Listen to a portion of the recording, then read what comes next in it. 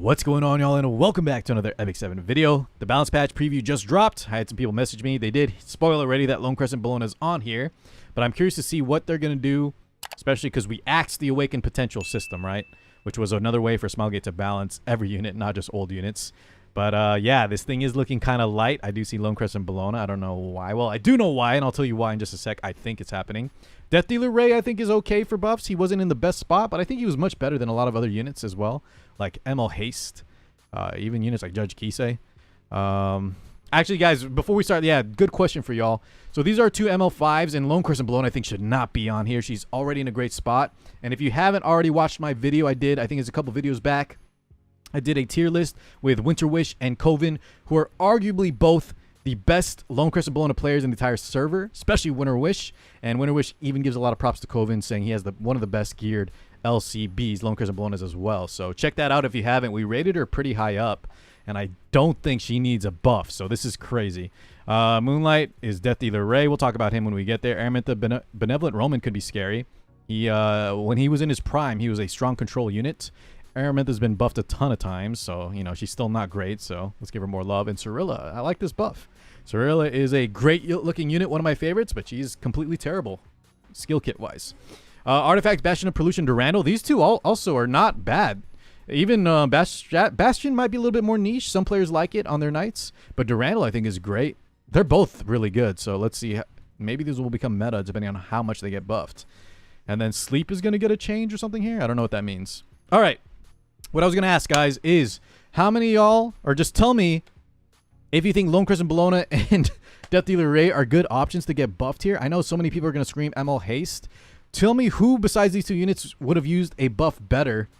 Not who you want to get buffed, but what ML5s are just in a terrible spot, because I don't quite agree with Smilegate's two decisions here. Death Dealer Ray's all right, but even him, I think he's in a decent spot compared to a lot of other units. All right, enough complaining. Let's go ahead and check this out together, guys. Lone Crescent Bellona, Delicate Crescent, her skill 1. We're going to get the soul burn damage dealt increased, so that means the soul burn's getting moved from skill 3 to skill 1.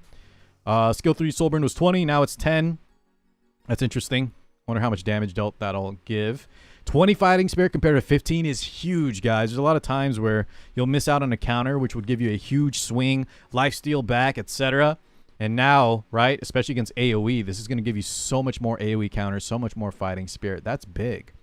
And last but not least, we got the Quixotic Crescent. Cooldown is getting decreased because this is fine because they're taking away the soul burn, guys. Less souls, less fighting spirit, but damage dealt increased. That's actually kind of nice. Let's see here. Quixotic Crescent will be adjusted to have a 1 turn shorter cooldown, allowing it to grant vigor more frequently. This isn't exactly true, guys, depending on how you played Lone Crescent Bellona.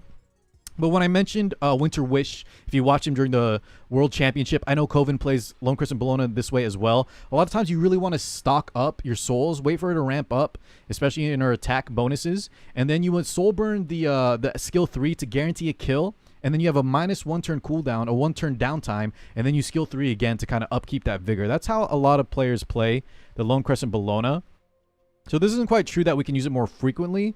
Maybe longer in a match, but a lot of times the soul burn was really strong on the skill 3. That being said, I think this is a huge net positive, meaning she's going to just be better in almost all regards, even in the skill 3. We just got to playstyle shift it a little bit. We're less reliant on Taga Hells or saving up 20 souls. And now we just deal straight up more damage across the board, more AoE counters, and now we still have an option to finish off certain units with that soul burn increased damage dealt when we need to. So I think this is actually just straight up a huge net positive and a big buff for Lone Crescent Bellona. Now the reason, guys, is mainly Navy Captain Landy. I think they just want more players that have options to deal with her, and instead of nerfing Landy, they're just going to make Lone Crescent Bellona much stronger. So she is one of the best counters against Landy, so those of you that have trouble dealing with ML Landy, start looking at grabbing Lone Crescent Bellona somehow, probably through your headhunts, which will be coming up this month, okay? All right, dang, this is insane. Death Dealer Ray up next. Let's see. Wait. Are they removing focus from him? And the detonate? A successful attack deals additional damage equivalent to 40% of injuries inflicted on the target. Was that on the skill? I haven't played Death Dealer Ray in like a season. So here's the deal with Death Dealer Ray. Currently, he's not in the best spot, but like I mentioned at the start of the video, I still think he's better than a lot of other Moonlight 5 stars. He is playable for sure. He's probably just, you know, he's okay. But I'm kind of forgetting, I believe skill 1, or... Sorry guys, I'm kind of shifting around here just to get my bearings. Yeah, so the skill 3 used to do additional damage. Oh, they're swapping skill 3 and skill 1. Is that what they're doing?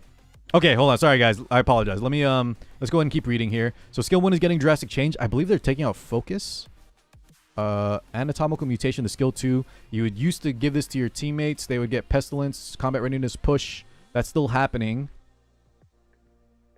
He's losing his self-combat readiness, which is actually one of the buffs they gave him in the past. But now pestilence itself is getting changed. Wait, this is very drastic. After attacking the bear's turn, inflicts venom for 1 turn.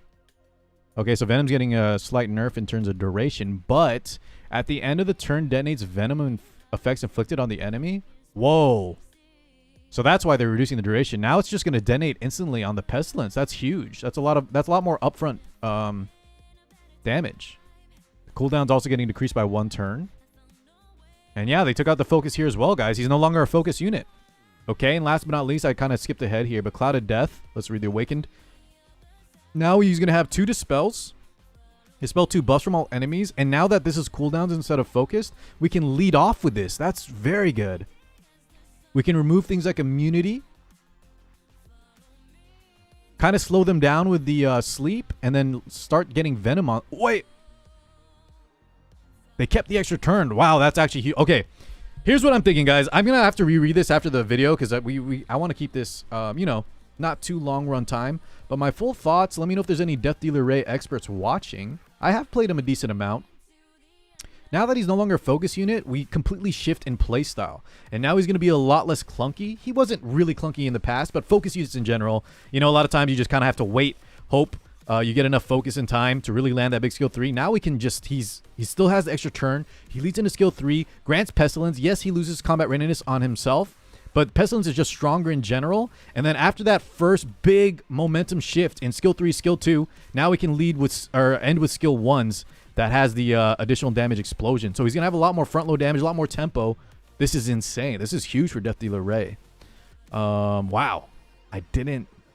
Yeah, I mean, he definitely wasn't in the best spot, but this is big time as well. So once again, if you guys already have Lone Crescent Bellona, start looking at Death Dealer Ray, potentially picking him up via the ML5 selector coming up this month, all right? Okay, next up is Aramintha. This unit's been buffed many times. So let's read the Ignite Awakened. Wait, what? So the Ignite before is the same thing. At the end of the turn, detonates Burn Inflict. So they're taking away the Detonate. Okay. Catalyst now will give 5% more CR. And then Fire Pillar after. Attacks all enemies with Master Pillar with 100% and has 70% chance to stun for 1 turn. So the stun is getting increased, which is 2 turn stun, guys, at 70% chance. No, sorry. It's 2 burn effects. She doesn't... Yeah, stun is only 1 turn. She's always had 1 turn stun. It's very rare for units to have 2 turn stun. So she's just getting a 20% increased chance to stun for 1 turn. I guess they really just wanted to remove the detonate because of content that requires inflicting and maintaining multiple burn effects. All right. Is this a PvE change or something? Just to stack more burns? I don't know, guys. Listen, no offense to any Aramintha fans out there. This might be a win for y'all for PvE, but if you guys were using her in PvP, I don't know if losing the detonate is like a win. They just want to shift where she's played. So they're also swapping the... Oh, wait. I should have read this EE first. After using Ignite at the end of the turn, detonates. They just want to make it optional. Okay. I mean, this is fine, guys, but a lot of times, like, these kind of buffs here, I feel like they're filler. Aramintha fans, don't get mad at me. This might be great for some of y'all. But, like, this, I don't know, man. This could have been a different unit that really gets brought into play. I was hoping we would see some haste defense break buffs for Rift, or maybe even some Kane adjustments, but yeah. All right. Aramintha fans, rejoice. I don't really see that as being too amazing as someone that doesn't really use her at the moment. Okay, so the first Moonlight 4-star is Benevolent Romann. High Mights. It's been a long time since I've used this guy. High Mage's Might. I think this is his passive, right? Yes. So now he's immune to silence. Ooh, interesting. Mana Fundamentals is also going to get a defense break. Holy. Attacks all enemies with condensed mana, dispelling 2 buffs before 75% chance to decrease defense and silence for 2 turns. That's kind of nice. All right.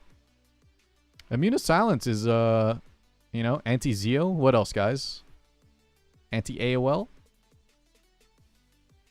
Okay. I mean, could be the Age of Control. Death Dealer Ray's getting big time buffs. Benevolent Romann could come back into play. I like that. Next up, guys, we have Serila. I'm curious to see what they did here. Spirit Absorb. When the enemy is defeated, resets cooldown. Attacks the enemy with a 7% chance to decrease attack for 2 turns. This is your skill 3 or skill 2? I've honestly, guys, I don't even know what Serila does anymore. I know what she does in Brawl, but this unit has been on the bench for me for like 4 years. Let me know in the comments, guys, those of you that use Serila. Does it say here? I'll look it up in game after, but damage dealt will be increased. Doesn't seem like they're changing too much. So she's going to get a reset and some health recovery. Let's see what they said here. She's going to get an exclusive equipment change too. She'll be able to increase her overall damage in battle while increasing the damage of allies as well.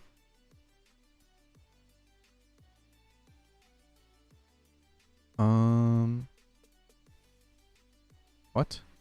What am I missing here? Attacks enemy with a 7% chance to decrease attack for 2 turns, and when the enemy's defeated, resets cooldown.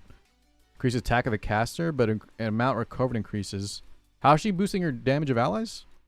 First release exclusive equipment will effect of dispelling buffs from the target when using Flame Kiss will be changed to increase defense of the target. That's big. Oh, was this referencing the EE? I see. The damage of the Spirit Absorbent and Soulburn effect will increase as well, making her more effective in battle. In line with the balance adjustments, this will be adjusted. So they're balancing 2 EEs. Now a decrease defense break is huge for 2 turns. Okay.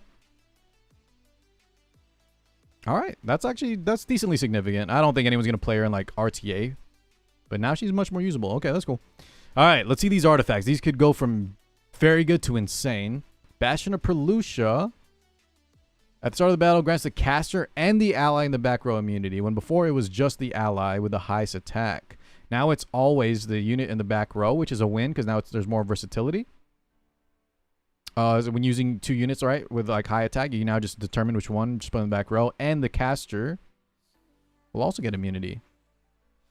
And the barrier. Wow. Yeah. That's a 2-fold buff. That's actually insane. I think this will definitely be used by a lot more players.